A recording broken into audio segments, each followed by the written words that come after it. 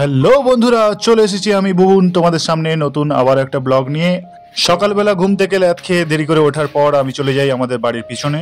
সেখানে গিয়েই দেখতে পাই বাবা মা কি যেন একটা কাজ করছিল। কাজটা ছিল বাড়ির পিছনের ট্যাঙ্কিটা অনেকদিন ধরেই জল লিক করছিল। সেই জল লিক করার জন্য বাবা বলল অল্প কিছুটা সিমেন্ট নিয়ে জল দিয়ে মিশিয়ে গুলিয়ে তাতে যদি মেরে দেওয়া যায় সাইড দিয়ে, তাহলে জলটা আপাতত কিছুদিনের জন্য হলেও বন্ধ হবে। তাই কথা যা কাজ তা, আর দেরি না করেই বাড়িতে পড়ে থাকা আগের কিছু সিমেন্ট গুঁড়ো নিয়ে সেটা জল দিয়ে মিশিয়ে বাবা আস্তে আস্তে করে সেইগুলো চারিদিকে দিয়ে ট্যাঙ্কির ফাঁকগুলো আস্তে আস্তে বন্ধ করে দিতে থাকে।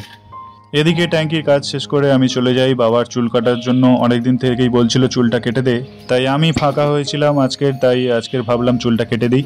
এরকম যখনই আমি সময় পাই তখনই বাবার চুল কেটে দিই। বাবা অনেক বছর হলো সেলুনে যায় না, আমার কাছেই চুল কাটে। তো বলো বন্ধুরা কেমন হয়েছে আজকে চুল কাটা, দেখতে থাকো তোমরা কেমনভাবে চুল কাটছি। বাবা অত্যন্ত ছোট করে চুল কাটতে পছন্দ করে, তো সেইভাবেই আমি লেভেল করে চুলটা কেটে দিই।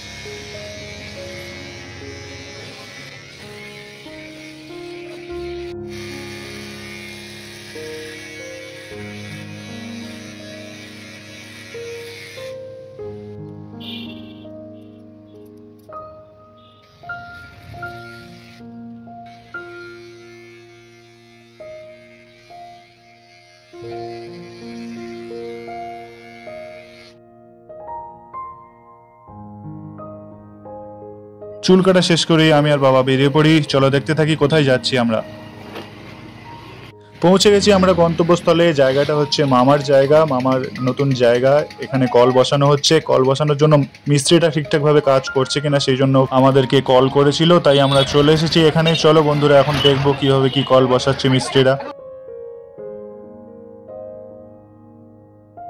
এখানে পাইপ লাগিয়ে টাইট দেওয়া হচ্ছে। টাইট দেওয়ার পরে এই পাইপটা নিচে ঢুকবে। গতকাল রাত্রেই যেখানে কল বসবে সেখানে পাইপ দিয়ে ঢুকিয়ে তারা সেই পাইপগুলো টেনে বের করে নিয়েছে চ্যানেলটা ক্লিয়ার করার জন্য। আবার সেই পাইপগুলো ঢুকিয়ে যাতে পলিগুলো বালিগুলো না জমে যায় সেই জন্য চ্যানেলটা ক্লিয়ার করার জন্য আবার পাইপ ঢোকানো হচ্ছে।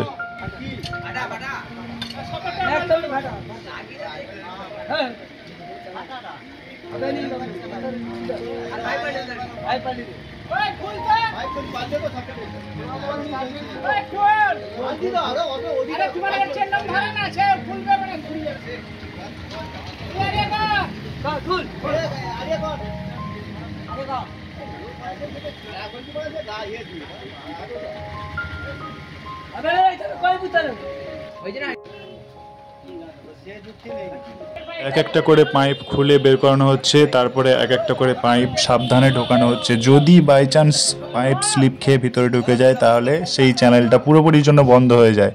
তাই খুব সাবধানেই এরা কাজ করে থাকে।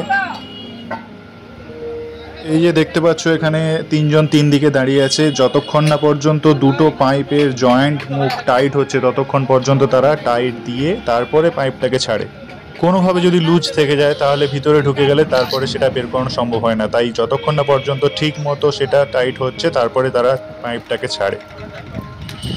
আজকের ভিডিও এই পর্যন্তই। দেখা হচ্ছে তোমাদের অন্য কোনো একটা ভিডিওতে। ততক্ষণে তোমরা নিজেরা ভালো থেকো, সুস্থ থেকো, আনন্দ থেকো। জয় শ্রীরামকৃষ্ণ, জয় মা শারদা।